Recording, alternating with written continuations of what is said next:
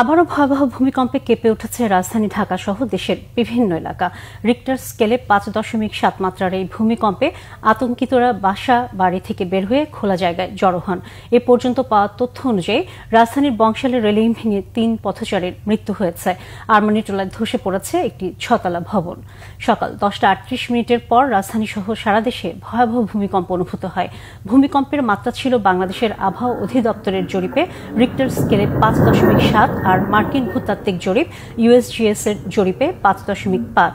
ভূমিকম্পের উৎপত্তিস্থল ছিল নরসিংদীর মাধবদী। আতঙ্কে বাসাবাড়ি বহুতল ভবন ছেড়ে বাইরে বেরিয়ে আসেন অনেকে। গত কয়েক বছরে বাংলাদেশ ও আশেপাশের অঞ্চলে বেশ কয়েকটি শক্তিশালী ভূমিকম্প হলেও এবারের ঝাঁকুনি তীব্রভাবে অনুভব করেছেন নগরবাসী। ভারতের কলকাতা সহ আশেপাশের এলাকায়ও কম্পন অনুভূত হয়।